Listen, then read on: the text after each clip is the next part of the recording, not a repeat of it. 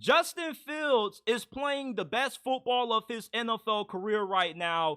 We're 4 weeks in to him being QB1 for the Pittsburgh Steelers, and what's scary is that I don't even think that the Steelers have fully unleashed Justin Fields yet. He's yet to play his best football, and that's what should terrify a lot of people, a lot of teams in the NFL, because right now the Steelers have played things pretty safe with Justin Fields up to this point, but it seems like week after week, they're starting to have more confidence in him. They're starting to ask him to do a little bit more.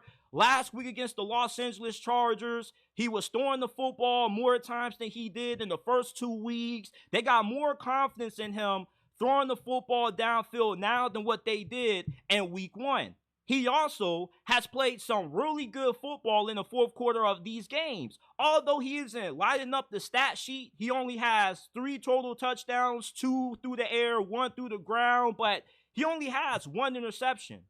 And the big fatal flaw that costed Justin Fields his job in Chicago is that he was the worst fourth quarter quarterback in the NFL. When you got into the final 15 minutes of games, you could not trust Justin Fields. He was the worst quarterback when it came to performing in the last 15 minutes of games, led the NFL in fourth quarter turnovers, had the worst completion percentage in the fourth quarter of games. But now with the Pittsburgh Steelers, he goes to Mike Tomlin, a head coach that believes in him, says that we want you, Justin. You can play your style of football. You don't have to be scared of making a mistake because you're in a better situation now. We're not going to scapegoat you. If we lose, it's not because of you. It's because of us. We're a team.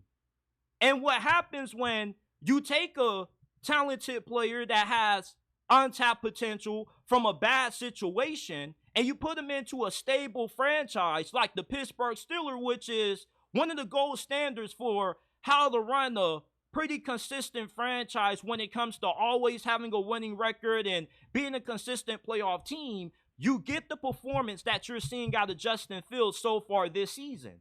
And he's having a career high and completion percentage at 73.3%. And eventually, as we continue to move throughout this NFL season, you're going to see Justin Fields end up playing at a better level than what he did to start this season, because the Steelers have more confidence in him now than what they did when they first started him, because initially their main goal was to just win enough games, do enough until Russ gets healthy. Well, now Russ is starting to near 100%, and Mike Tomlin, it doesn't look like he has any plans of switching up at quarterback.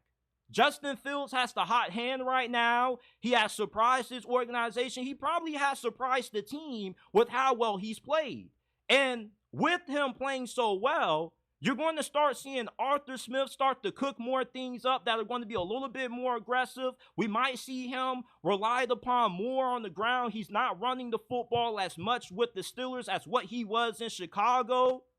And eventually, I expect that to change. There's been games for the Chicago Bears when Justin Fields has had like 4 or 5 total touchdowns. He's unstoppable throwing the football. He's unstoppable on the ground. We've yet to really see a game this year that Justin Fields has completely exploded as the Steelers quarterback. And that is what's so terrifying to me. You know, the Steelers, they recently came out and, you know, it was a rumor that said that they are keeping close tabs on the wide receiver market. They're looking to bring another weapon for Justin Fields to throw the football to. Imagine if you got George Pickens and Devontae Adams at wide receiver. Do you not know how scary this offense could be with another good receiver? And with how well Justin Fields is throwing the football, the Steelers not only have the capability of winning the AFC North this year, but they have the potential to go a little bit further in the postseason than what most of us expected coming into this year, because you're now going to have a capable offense that has a functional quarterback. And you tailor that with the already great defense that is not allowing anything more than 10 points per game.